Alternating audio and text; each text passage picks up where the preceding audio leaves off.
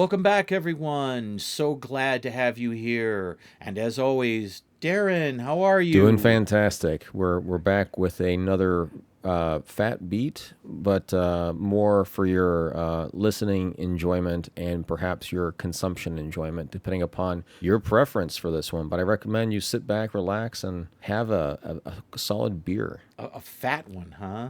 Do we have two I turntables and a well, microphone as if you're well? if you're ready for that, we could do that too. We'll say that for a different time, Cool. perhaps, though. Well, Dan, you had a really interesting suggestion. One I honestly would have not thought of, at least this angle. And you want to tell us a little bit about what your idea was and So why? my thought was that there's been a lot of films out there that are fun, funny, and or have a correlation involving beer. We're currently coming into Oktoberfest season, right?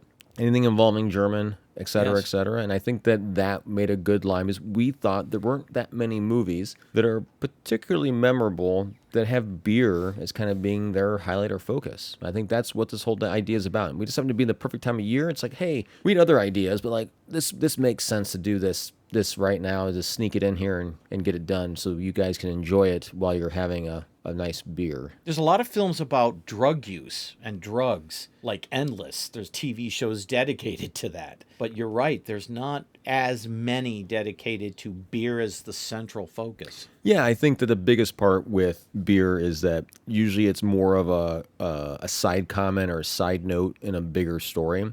And it's not usually ever a Hmm. focus or like what drives the story. And I really think that the films that we have Right. tonight to talk about, clearly the beer drives the focus of the story, right? It's the reason the story has kind of happened. Yes, it's not about a bar, for instance. There's a lot of stories about a bar, but not necessarily the beer itself. So, what was the film that you suggested we cover? One I'd never seen, by the way, So for up those until who now. know the fantastic comedy group Broken Lizard, will obviously remember their film. Definitely remember their film Super Troopers. But one of their favorite films, best films for those that enjoyed Super Troopers that followed on, was definitely Beerfest. And Beerfest was a fan favorite. I saw it in theaters. We had a great time watching it, friends and I. It's one of those films you can put on the background and enjoy, and the comedy gags and gimmicks and things like that all kind of work. It does have Broken Lizard's humor, but I think it was one of those films that's like, yeah, this feels like a logical next step from Super Troopers, which everyone wanted a sequel to that. We got that. We're not going to go into that tonight, but the reality is, I think Beerfest feels like a better continuation of that story.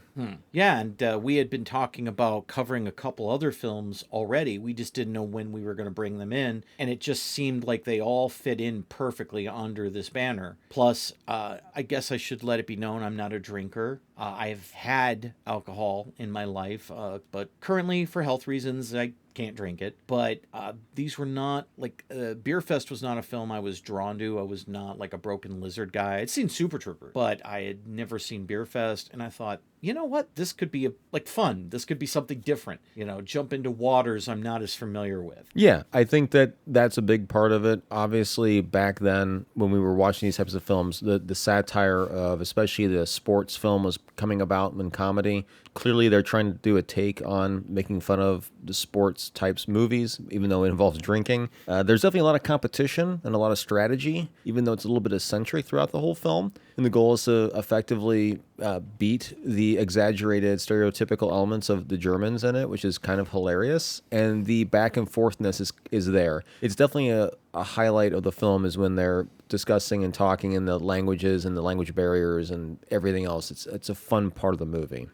I gotta say that I watched this movie with my friend Ken, and right off the bat, like we were like 15, 20 minutes in, and both of us looked at each other and like, this is not the movie we thought it was going to be from the trailer, from the advertising. Like at least I'll speak for myself. I had a very different movie in my head. And I'm going to say that I found it, while I have problems, and we'll discuss that, it was a lot more clever than I was expecting because they do kind of go into parody. There are times it almost tap dances on Zucker Abrams level, like what you were talking about the competition, and there are other beer leagues from other countries, and like Sweden comes out and they're all hot women. They look like they came out of a beer commercial, which I thought was very clever. And the guy that leads this entire organization is none other than Jurgen Prochnow, and the only reason it's him is is a bad pun because the final test or contest is to drink from a giant boot. And yes, they call it Das Boot. And he even makes a Das Boot reference later. I had to bed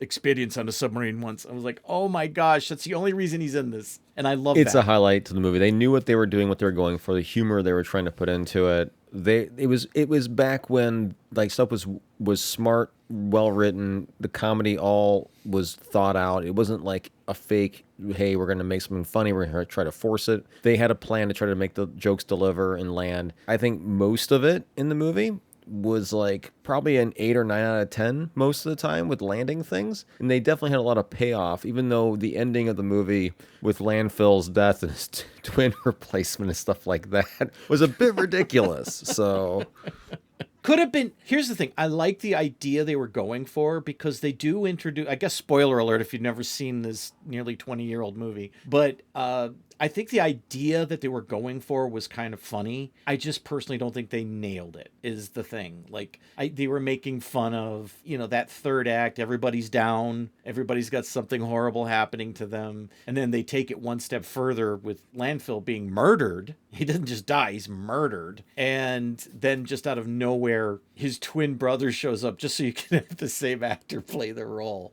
And it's like, that's a funny idea. I just don't know if they nailed it. yeah, I mean, they didn't know exactly what they were doing, but I think that's kind of the fun. And in that sense, like especially the third act, it feels like anything's possible. And a lot of the times, even with Super Troopers, right? I mean, that's part of Broken Lizard's humor is they kind of go off the rails a little bit sometimes, and if they're a little bit controlled, it's going to work really well. Like back then, they were controlled. They went off the rails a little bit in both those films, but they still really got you still to sign on and agree with things. Like, this is still funny. I'm still enjoying this. Let's keep going. I'm game. And I think that was a hallmark to Broken Lizard, where they could do that kind of thing, have a good plan, have a good outline, and get people to like accept really ridiculous things in some cases, and still be okay with the movie overall. I think the ending obviously is great. The whole story is great. It's fun. It'll make you laugh. You may never go back and rewatch it and sit down and pay full attention to it ever again after watching it once.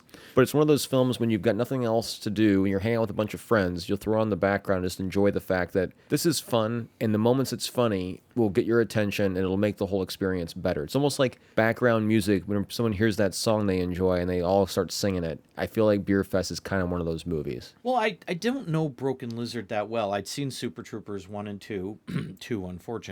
But the first one, I enjoyed it. And again, I didn't rush out to see it. So I really didn't know much about these guys. I kind of also avoided them after the disaster that was Dukes of Hazzard. And I was just like, I don't think these guys are for me. Which is what also made going backwards and seeing Beerfest kind of more fun, because it was literally not the movie I was expecting. So I went and learned about these guys for this podcast. And, they all met at university. And Broken Lizard was formed at the Colgate University. And they had originally, Broken Lizard was comprised, I believe they said, of about 12 guys. And just over time, that got whittled away. And the 5 that remained were just like, man, we're still up for the party. And a lot of their ideas are born from this mentality, which is why I think Beerfest does have such a strong cult following. If you look at Super Troopers, it's definitely in with the stoner crowd. Like, it's big with the stoner crowd. And now here you have this one, and this is definitely a university movie. This is definitely, it feels very college. It's almost surprising it doesn't take place at a college, but they're too old, for those roles. So it probably would have if they were younger. The idea, did you ever hear how they came up with the idea? I actually did not. Beerfest? Okay. Well, I was going to turn that over to you, but apparently when they were promoting Super Troopers, they were being sent all over the place to very weird events. Like, literally they were sent to I think one place sold tires, they said. they were at some like used cars place selling tires. And one of the trips was to Australia. So they ended up in Australia at a beer festival, and they didn't know what to do. And so they got up on stage. They literally had no idea what to do. So they challenged the Aussies to a beer drinking contest. And the Aussies beat them. They then did an arm wrestling contest. They won that, or at least they claim they did. And then after that, one of them said that Crocodile Dundee sucks balls. And I think he said it more graphic. And they had to literally be like, they had to flee out the back door. They were literally like ran because the room wanted to kill them. But as they were getting into the car to leave, the guy that plays Landfill, Kevin something, oh, I can't think of his name all of a sudden. Heffernan. Yeah. Is it Heffernan or Hefferman? Yeah. Heffernan. Heffernan? We can say him in 5 ways. He said, he said that, you know what? This beer festival would make a great idea for a movie. And literally that's how it was born. So it was like while they were fleeing for their lives for insulting an Australian cultural heritage. Well, they survived, thankfully, I guess. But I think that's why they have such appeal, right? They literally have that college mentality. They were born of college. A lot of their ideas came from college. A lot of the games in this movie came from college. And I noticed as I looked this up, this thing has a really strong cult following, maybe even stronger than Super Troopers. Well, most of the games are for sure derivative of things directly from college. So, I mean, everything you saw on screen was either attempted or replicated or already was a thing collegiately to compete in when involving drinking. So their ability to relate back to it and understand and have those experiences, like rudimentarily simple as it may be, those are things that definitely college kids could understand at face value with no extra effort and can relate to it in some way, shape, or form. I'm not saying it's good or bad you can relate to it, but you at least have some experience. Yeah. Well, it doesn't have to be relatable. I was just saying I thought that was interesting that, like, you know, most comedy comes from relatable things. And it's just interesting that these 5 guys, their entire careers, because they just refused to let go of a college mentality, and here they've got a hit film because of that college mentality, or at least a cult film. I didn't look up the box office, but I believe it was hit. For what it cost, it was a fairly successful film. I mean, back then you weren't expecting crazy numbers anyway for something like that. So you had an opportunity to be able to go and see a movie that literally cost almost nothing, but, you know, was in the ballpark of, like, you know, I don't know. It was like they claimed things. I'm gonna think this movie only had to cost like probably $5 to $10 million probably, but to go into theaters and like gross, I think it was in the ballpark domestically like around $20 to $30 million for a low budget comedy. That's kind of a success because they're gonna make money after that fact. So you weren't trying to shoot for the moon, you know, but I think it was enough to keep it like, you know, you made money. You didn't fail. So 17.5. that's what they claim it costs. Well, they've got here. There is another factor. There's one of the other cool things I brought up. Jürgen Prochnow. Then there's Cloris Leachman is in the film, and which was a little surprising. At one point in the Oktoberfest scene, the very beginning when the tent is crashing down, I saw an older gentleman fall down, and I said, "Wait, was that Gene LaBelle?" And even though he's not credited, Gene LaBelle did the stunts for the movie. He's an older gentleman, and so I'm almost positive that was Gene LaBelle.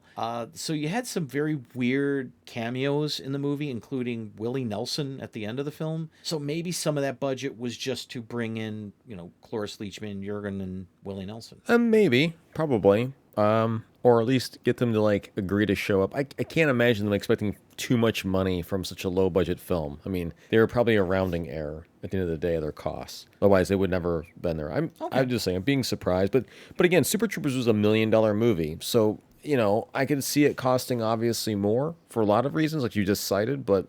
I feel like the studios might have influenced it if it's really close to 17 million. This seems insane based on what we got on screen versus Super Troopers. Yeah. Well, I'm going to disagree. I'll say this. We can wrap this one up, but I think there's a lot of really neat set pieces in the movie, and I mean literal sets too. There's like some pretty big sets. The beer testing area, the bar, and then of course where Beerfest is held, which was probably the same area as the beer testing. You know what I mean? They just redressed it, but it does have a nice look to it. You know, Super Troopers is pretty basic and uses real life locations, whereas this is a very fictionalized, you know, almost, they treat this beer fest like it's the Illuminati, and there's a lot of like cloak and dagger just to get into the place. So it is a good looking movie. I could see where some of these gags probably cost some money. Yeah, they had to plan out and make it work for sure. I don't think it was simple. But again, I just still feel like some of the stuff that we've seen before in the future,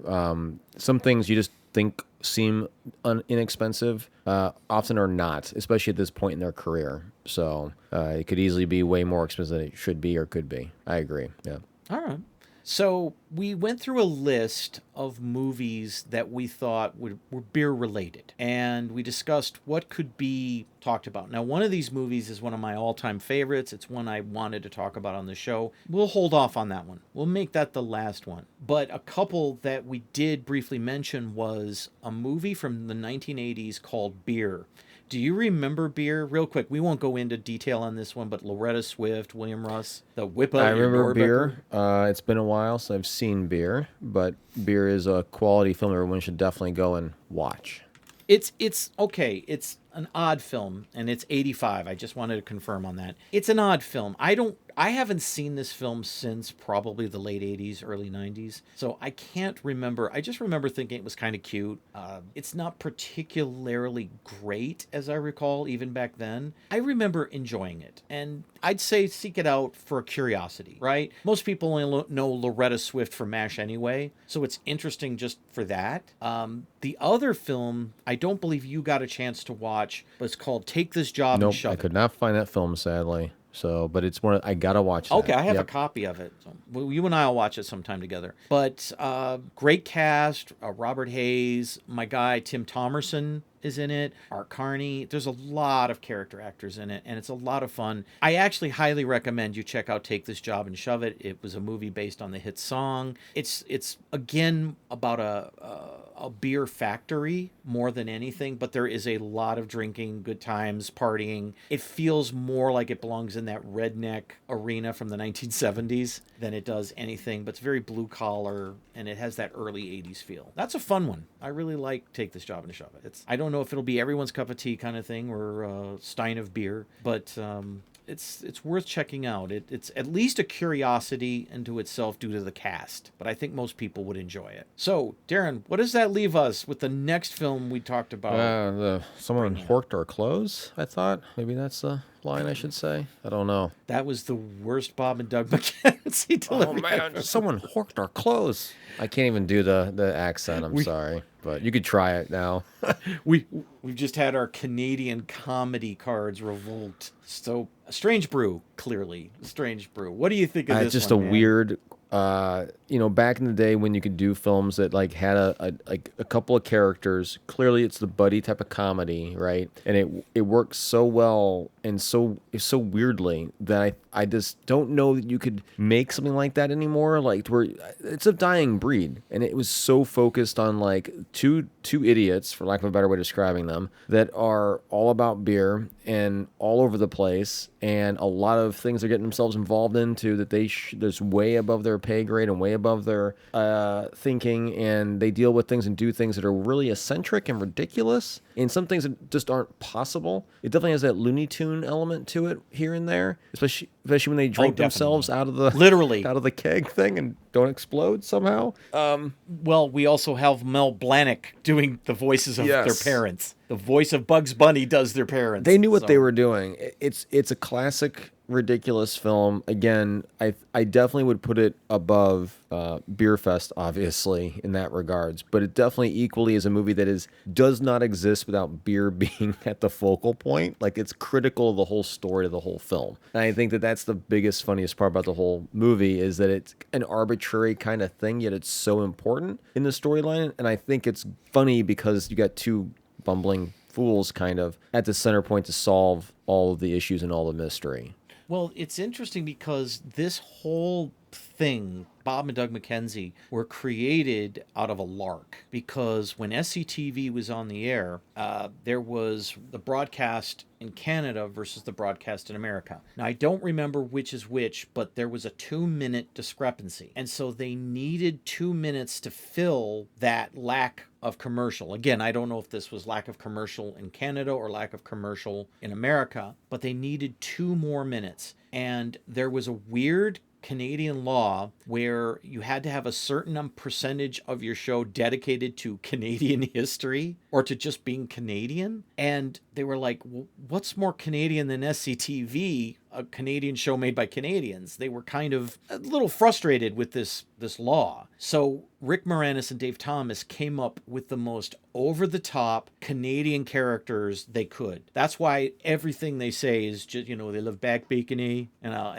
they wear their toques, and they say the word about 1 billion times. I think like it broke a record in the movie itself for how many times they say And they did this as a joke, as a parody to the law itself. And Bob and Doug McKenzie became these icons. And once again, there's that relatability factor. People loved them. They loved the drinking. They loved the way they talked. They loved their Canadian nature. And they did an album, The Great White North. It sold over 1 million copies, man. And they literally got Geddy Lee to be on the album because, hey, who's the most Canadian singer we could get? And they got Geddy Lee to do the song. And because the album was such a hit, that's how the movie came about. Just because of that album. And this was all done to mock the Canadian government. The whole thing. Well, they didn't. They definitely succeeded at mocking them. That's for sure. The whole dynamic of just making fun of the Canadian mentality in general. I mean, I feel like that's the hallmark, right? I mean, the whole joke about the whole mouse in the beer bottle thing, and then solving the mysteries and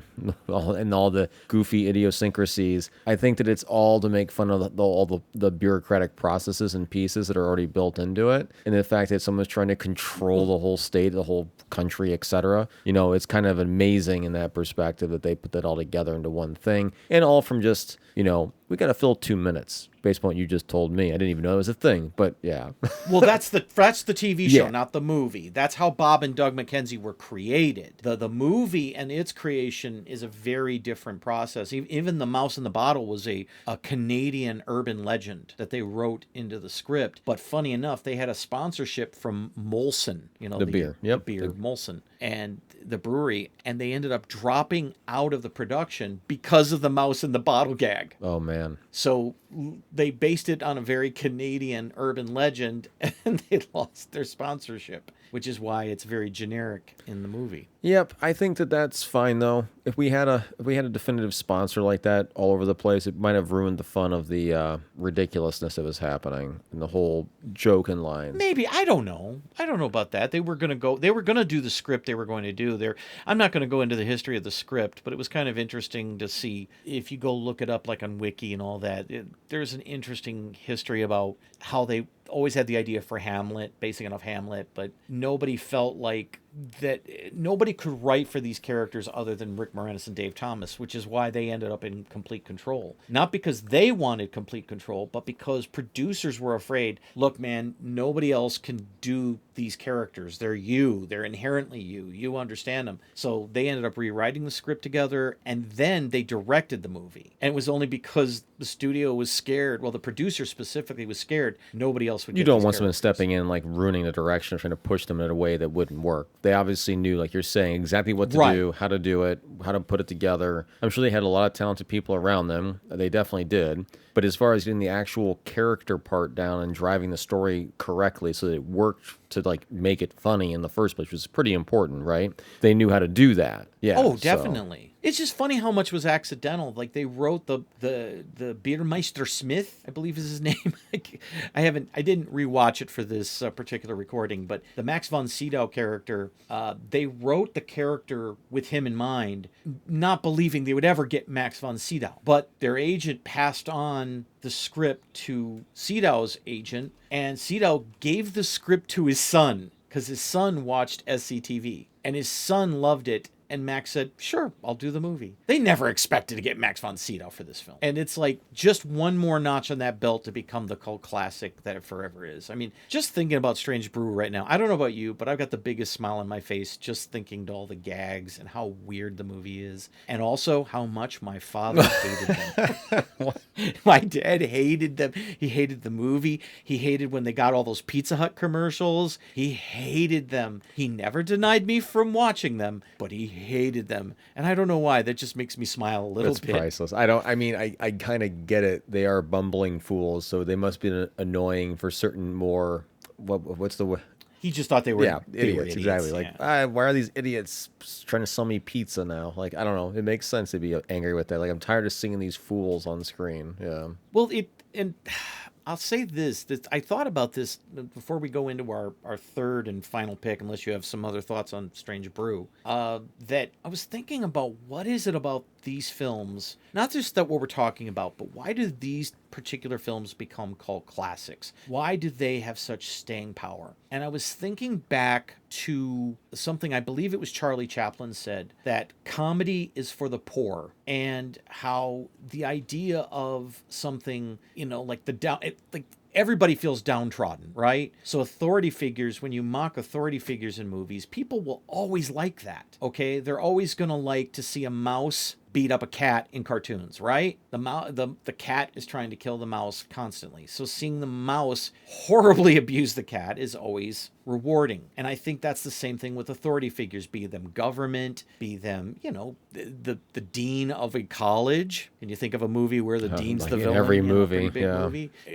Every movie, but Animal House, and that's a classic. And then, which leads to our third film that we wanted to discuss, and just one of my personal all-time favorites, Smokey and the Bandit. This film has that kind of thought process, it drips in it. It literally is the movie that Hollywood hated, but yet the United States, the public loved it. They turned Smokey and the Bandit into an American classic. Critics hated it. The studio was ashamed of it. And yet here it is to this day, still one of the most beloved movies of its type. I mean, it is the ultimate chase It movie. is. And I have to say that the only reason I like the movie is because of Fred, which is the Basset Hound. the Yes. dog. I'm sorry. No, not at all. But Yeah. he's a highlight. Like, always there, just a lump, having a good time. One of my absolute favorite. Burt Reynolds picked that dog. Oh, really? Did you know that? Burt Reynolds Really? picked that dog. Yeah, they had a contest. I forget in which town. And apparently,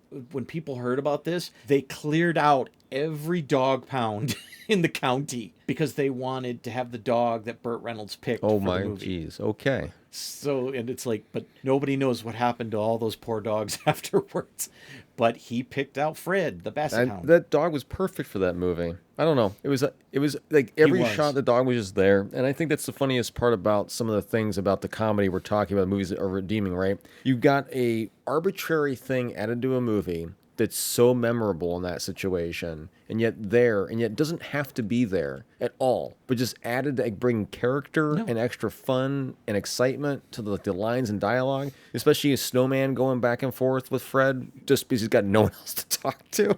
And those are great moments. Those don't make any sense, but someone thought we need to put this dog in here. I know it's a hassle, but it'll be fine. And it worked out perfectly because you had no other way for really Snowman to interact, because he really doesn't talk to Bandit very much. He's barely there. And then they're away and apart from each other the whole movie. So how do you give the characters to interact with someone? I do think Bandit got a better shotgun mate over Snowman, but that's here or there. So well, did Jerry Reed, because Burt Reynolds did not say yes to this movie right off the bat. In fact, he wasn't asked right away. Jerry Reed was going to be the Bandit. He was literally brought in to be the Bandit. And the studio said they had no faith in Hal Needham because it was his first time directing. And not to pick on Hal, as everyone else has, but this was not a well-educated man. He was a legend among stuntmen, but he had no experience directing at all. And the script to Smokey and the Bandit is legendarily awful. Like, everyone has said this, that it was just terrible, which is why Jackie Gleason improvised like almost all of his lines in the movie, which is also why most of them had to be redubbed because he kept saying the F-bomb. But this is a film that is nothing but a series of glorious choices and accidents, because Bert's best friend, or Hal's best friend, was none other than Burt Reynolds. And the whole thing came about because Hal had been the stuntman on the majority of Burt Reynolds' movies. They were on a film called Gator. If you remember, that's the sequel to White Lightning. And when they were making it, they were, shooting it down in the swamps, and they brought Coors beer with them. And essentially, like, every day they would go to get a beer, and the beer was missing. And they're like, what's going on? Who's stealing our beer? And it turned out it was like the maids and stuff that were stealing it. And they caught him and they said, hey, why you keep stealing our beer? There's plenty of beer around. And they're like, because there's no Coors beer east of the Mississippi. And they're like, it's not allowed to be sold here. So that's why they were stealing it. So they started asking their friends back in LA to send more beer, and they would give them some, and then they would take some. But that was the actual impetus of the script that Hal Needham wrote, is what if somebody brought Coors beer east of the Mississippi, which at that time was bootlegging, and he wanted the things he knew: fast cars, fast women, a chase. And he always had a love of that cartoony quality as well, just like Strange Brew. And he wanted to incorporate that cat and mouse chase kind of thing into the That story. said, maybe the second most important thing in the movie, or well, okay, we'll say the third or fourth, but probably the most important reality to play against is without Jackie Gleason, I think the movie wouldn't have worked, probably. So Agreed. I can't believe he was there. They Agreed. got Jackie Gleason to play that and do that, but that old school slapstick, good old boy comedy and caricature he put on was something that I don't think anyone can compete with that then. And it's something that's an old school, so it kind of merged comedy ideas from older and newer together. And he was just fantastic. I'm just still can't believe that, considering everyone knows Jackie Gleason, but I think a lot of people tend to forget that he's actually in the movie, because I think Smokey and the Bandit, they don't think much about Jackie.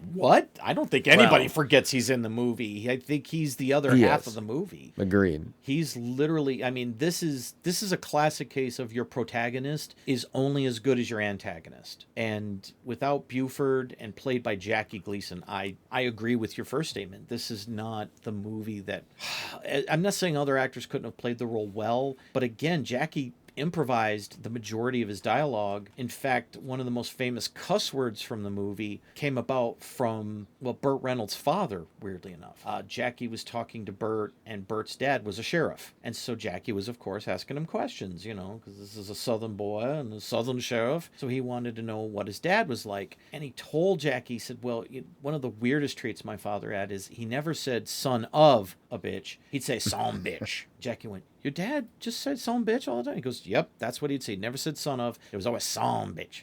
And he said back then it was just his dad. This was not something said in the South. It wasn't something that everybody said. It was just something his dad said. Jackie locked on to that and made that a very famous part of Buford. And then Burt said, after that movie came out, everywhere he went in the South, it was some bitch from that day on. That is a classic. Everything on and on. And now, so let's go to the next part of that, because in theory, because of the son bitch and because of his character, you get to play off of literally the son character, the junior, as you get called constantly, right? So Mike Henry, and I think again we've got three different groups, right? We've got Smokey, we've got Snowman, we got not Smokey, and we've got Bandit.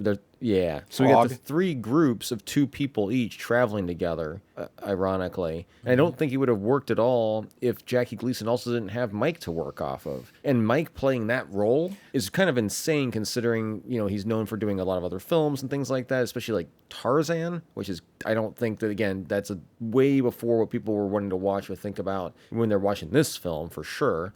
But he's playing this ridiculously over-the-top idiot son that's really well done and plays off Jackie perfectly. They're a great combo together. Yes, I agree entirely. And I think he's the case of people forget Junior until they watch. I mean, maybe they remember him generally, but they don't realize that, like, without him, he's the soundboard, right? Because Jackie needs somebody to be saying all the crazy things he's saying to. And without Junior, you don't have that. And because he's such an idiot, it works like a charm, which is interesting when you look at the sequel, because now I like the sequel. Some people hate it, but a lot of discussion has been about why doesn't the sequel work? And I think that balance you're talking about was a little, like, all the elements were there, but it just sort of felt off. And I saw Paul Williams talking, and by the way, there you go, another big Enos, little Enos. Two characters, and without them, it's not the same thing. And Little Enos, played by Paul Williams, he was talking about the one line he thinks sums up the original movie is when Sally Field asks the bandit, what are you good at? And he says, showing off. She replies, you are good at that. He said, that's the first movie. He's like, it's just fun watching this guy show off. If you watch the sequel, that's missing because he's depressed, he's down, and he's not that same character. He's not showing off. So that chemistry that you were talking about is really off in the second one. There's still great moments. There's still lots of fun. And that stunt finale is completely worth watching. But even that element about the beer is missing,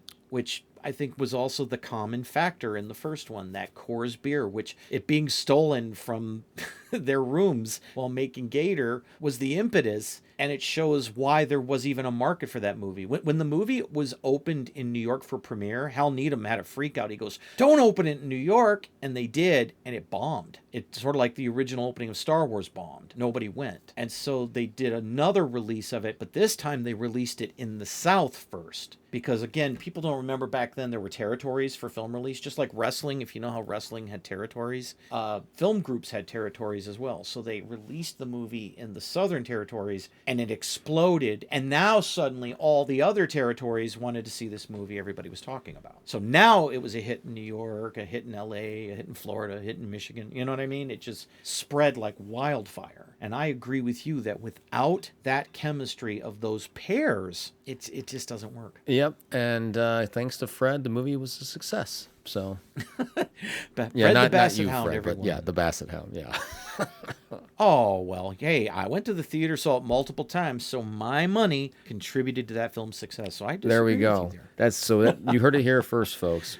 Fred helped support Fred the Basset Hound. So, yes. Definitely. So, are there any other films or thoughts you'd like to conclude with on this beer I in think that the cinema? beer and cinema concept in general, the goal had been, then I think it was true for all the three films we talked about tonight. There's probably more films we didn't fully cover. You obviously mentioned a few honorable mentions, but a lot of the films, I think when they have a focus on, or at least being brought about by a very fundamentally simple thing, like simply having a beer together, or that bonding element is a core critical part of the story. Beer often drives that. So even though in Smokey it's more of a catalyst to bring about the storyline, to like transport the beer, it still is fundamentally there in the characters and experiences. And I think that that to me, for all the films, brings all the characters together. And whether or not beer is your cup of tea, it is still something that is literally a bonding element that people can relate to. And in these films themselves, I quite literally feel like we have the opportunity to like have people enjoy, sit back, watch the film, and thoroughly, you know, not even to pay a lot of attention, but bring people together to laugh, enjoy, and partake in things. I think across the board, if you watch these three films that we talked about primarily tonight in a row, you'll have a good time with no matter who you watch them with. I think that's the idea behind it. That's part of bringing people together. That's part of Oktoberfest, et cetera, et cetera. I think that it's a huge opportunity for anyone to go enjoy these films. Maybe that summarizes it too much, Fred, but I think that in general, the idea is that, you know, Oktoberfest brings people together. These movies have beer involved, some of them very, very important to the core of the story, right, as we wanted to talk about them. But in general, it should make people have a good time, put a smile on their face, and make them want to have a beer if they can. If not, they can have a Pepsi. I think they're gathering films, just like beer in itself is a gathering. People coming together to have fun, just have fun. You know, Smokey and the Bandit, they always said, was never made for Oscars. It was made for people to come together and just have a good time. And I think, again, that's the tying factor, is that all three of these movies, well, actually all the movies we mentioned are films you could get together with friends, have a few beers or whatever you want to drink, and just have a good time, just smile. And that's why I think that they'll outlast many other movies with far more serious topics or, you know, just world-changing events, you know, that people just ultimately, you know, they want a good time once in a while to get their minds off of those things, not to be reminded of those things constantly. And perhaps we could use a bit more of that now. I couldn't agree more. So with that, I guess we'll say goodnight to all of you. As always, thanks for coming. We're going to be taking a very small break, but we will be back. When did we say? November? We'll be back sometime in November. Stay tuned. So don't go away, and we will return. Thanks for coming, everyone. Have Thanks, a everyone. wonderful night. Have a good night.